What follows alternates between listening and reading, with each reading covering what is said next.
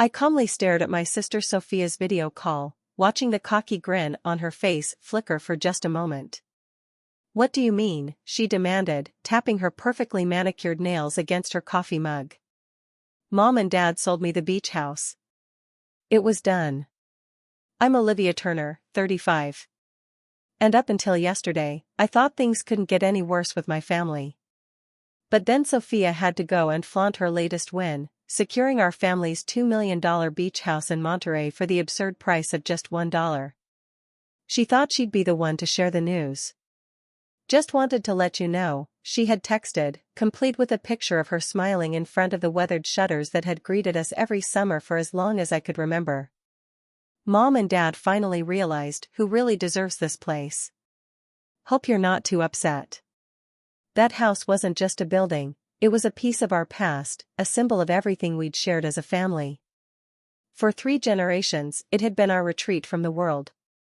Grandpa had built it from the ground up, spending weekends putting up that wraparound porch where we'd sit and watch storms roll in from the Pacific.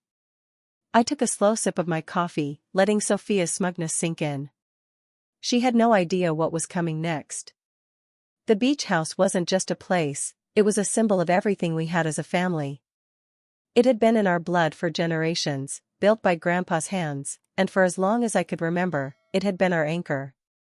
Summers spent watching the storms roll over the ocean from the porch, the salt air filling our lungs as we learned to sail on the dock that Grandpa had constructed with the same hands that had carved out our family's legacy. Every corner of that house held memories, my first steps across the creaky hardwood floors, the kitchen where Mom patiently taught me to bake, the warmth of the firelight on winter nights spent around the dining table. It was where I learned what family meant, where we gathered for birthdays, holidays, and, more often than not, to just be together. And yet, in that moment, as Sophia's words rang in my ears, it felt like I was losing the very last thread that tied me to them. The house was more than property, it was my childhood, my sense of self, and now it was slipping away, all because of a deal I hadn't been part of. Before I dive deeper into what happened next, when the truth shattered everything I thought I knew, I want to hear from you, my incredible viewers. Have you ever felt like something precious was being taken from you? If so, drop a heart emoji in the comments below, and don't forget to hit that subscribe button. Trust me, you won't want to miss how the story unfolds. I couldn't let it go any longer. "You know what's funny?" I said, keeping my voice casual as if the weight of the situation wasn't pressing down on me.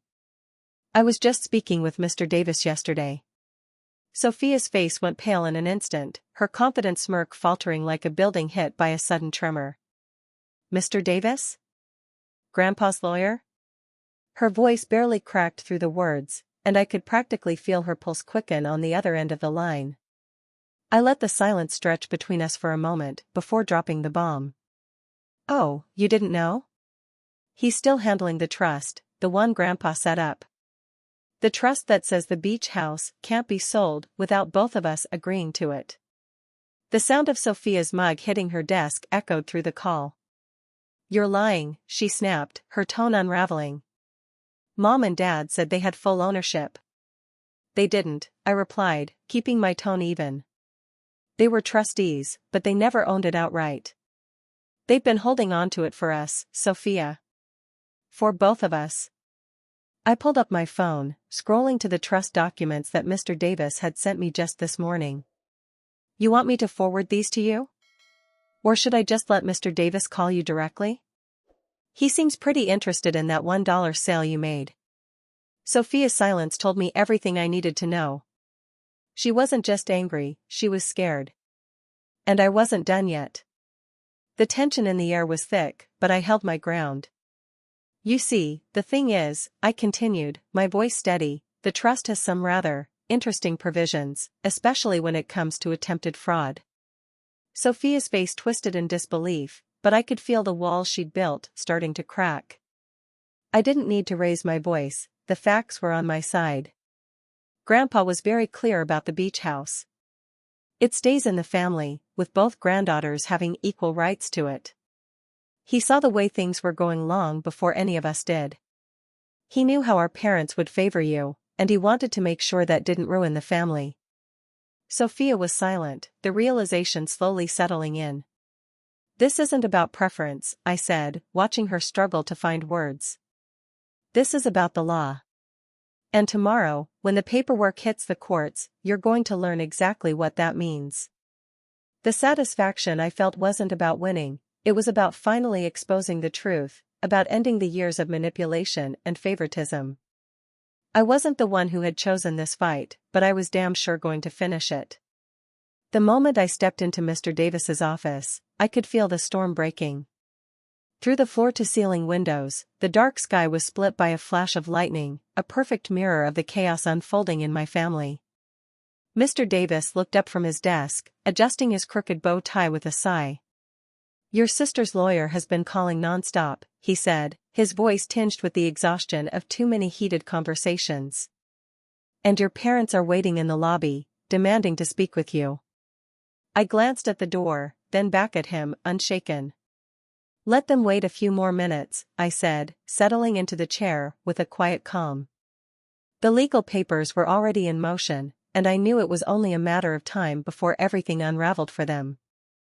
Mr. Davis pulled a thick folder toward him. "The trust documents are ironclad," he explained, his voice low but certain. "Your grandfather anticipated this very thing. He saw the way your parents favored Sophia even back then. He made sure the property stayed protected." A flash of memory cut through me, a moment from childhood when Grandpa had pulled me aside, his voice gentle yet firm. "Sometimes, Olivia, the best revenge is patience," he'd said, and now, finally, I understood what he meant. The patience had paid off. The intercom buzzed, breaking the silence. "Mr. and Mrs. Turner are becoming quite insistent," the secretary said. I didn't flinch. "Send them in," I said, my voice steady, ready for the final showdown. It was time for the truth to come out. As the silence stretched between us, I could see the weight of everything sinking in for Sophia.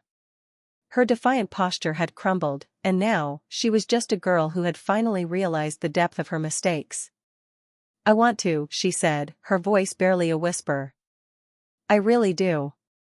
Her hand shook as she reached into her bag and pulled out a check. "This is to repay the contractor deposits. And I've cancelled the renovation plans. Everything I thought I could change, I've realized, doesn't need changing."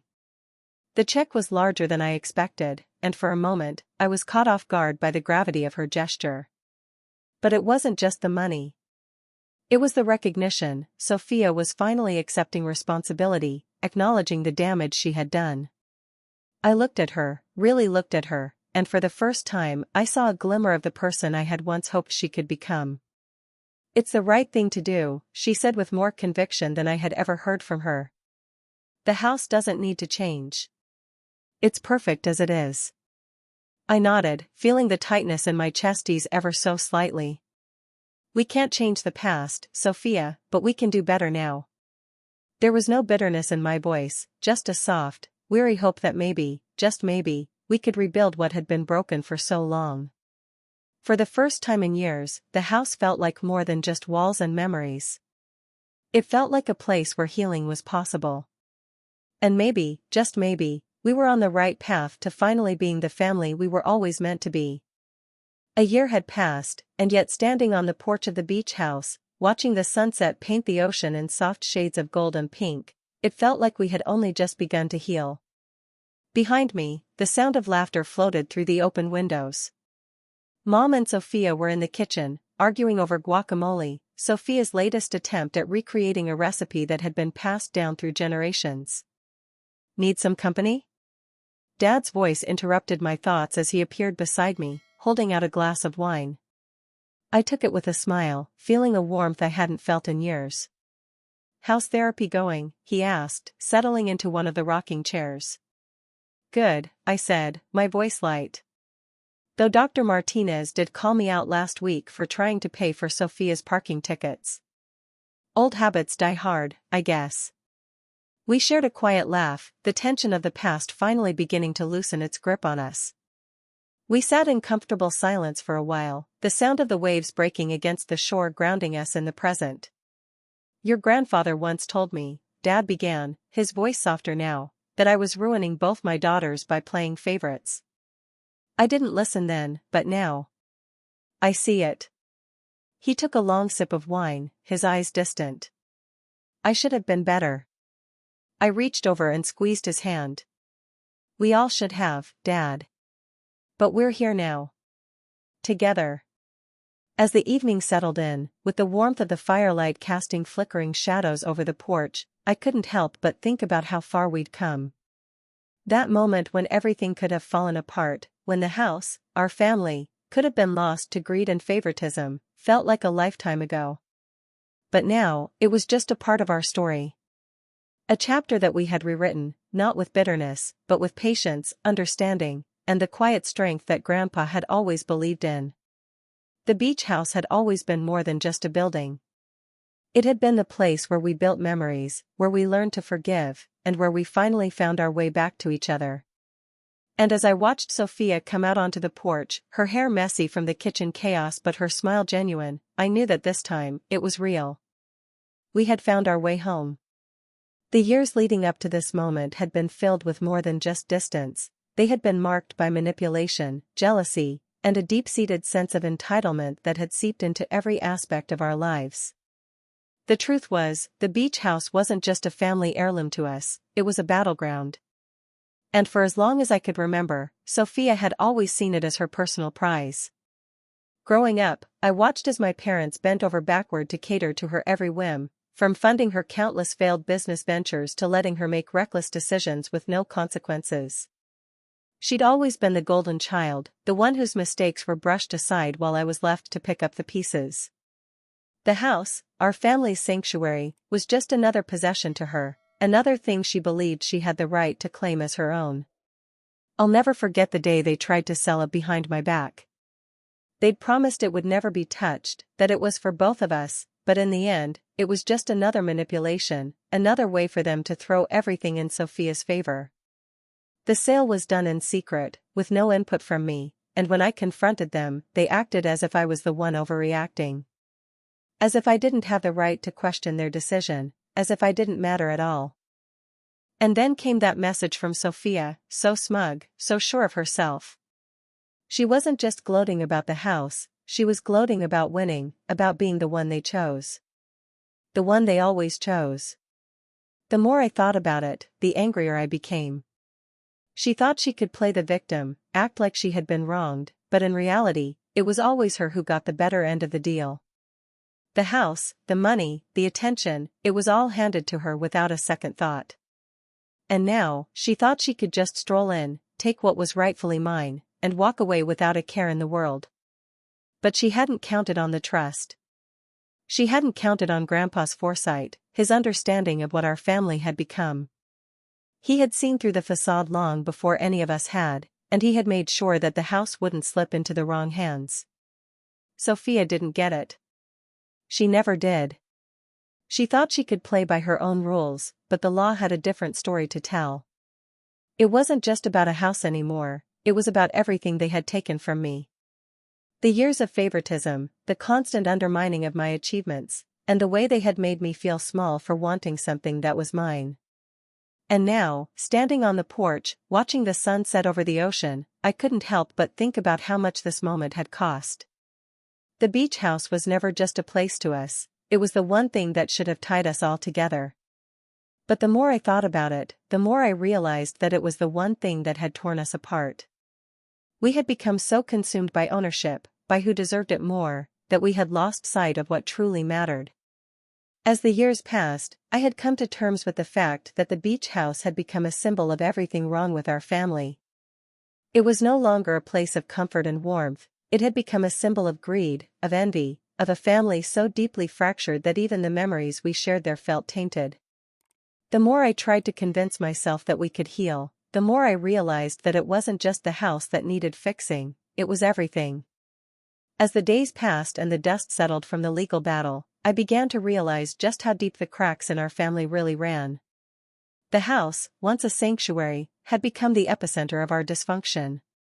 But the more I thought about it, the more I understood that it wasn't just about who owned the property, it was about the years of silence, the unspoken resentment that had festered under the surface. Sophia's betrayal was just the tip of the iceberg. Beneath that smug grin she wore so proudly was a girl who had never truly faced the consequences of her actions. For years, I had watched her get away with every reckless decision, every failed venture funded by our parents' endless sacrifices. It wasn't just about the house, it was about the years of manipulation, the favors, the sense of entitlement that she had grown up with. She was given everything without question, and when it came time for her to actually stand on her own, she failed miserably. And yet, despite all of it, she was still their princess. Meanwhile, I was forced to pick up the pieces. My success was always treated like an afterthought, something to be overlooked while Sophia's latest crisis took center stage. But what hurt the most wasn't the failed business ventures or the endless financial bailouts, it was the way they made me feel invisible, like my accomplishments didn't matter. And then there was the beach house. It wasn't just a physical space, it was the last remaining thread of the family legacy, the one thing that connected us all. Or at least, it should have been. But the way they treated it, like it was just another commodity to be bought and sold, another piece of property to be fought over, made me realize how far we had fallen. They hadn't just sold the house. They had sold out our memories, our history, our very identity as a family. They had taken something that meant so much to me and reduced it to a transaction. And when I stood up to them, when I fought for what was rightfully mine, they turned it into a personal attack. They acted as if I was the one who had wronged them, as if I was the one tearing the family apart. In the end, it wasn't just about the beach house. It was about everything they had taken from me over the years, the recognition, the love, the fairness. It was about finally standing up and saying enough. I had spent my entire life watching Sophia take everything while I was left with scraps. But the house, our grandfather's legacy, wasn't going to be another thing she could claim as her own. Not this time. And as I watched the sun dip below the horizon that evening, I realized that the real battle hadn't been won in the lawyer's office or in the courtroom.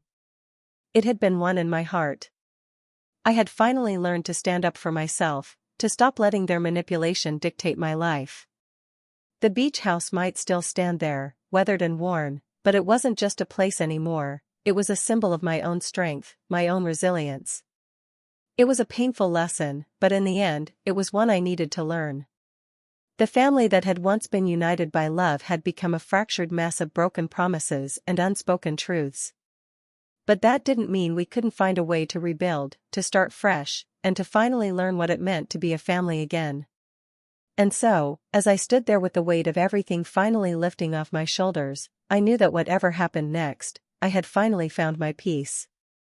The house might have been the cause of our problems, but it was also the place where we would heal, where we would learn to face the truth and, maybe, even begin to repair the damage that had been done.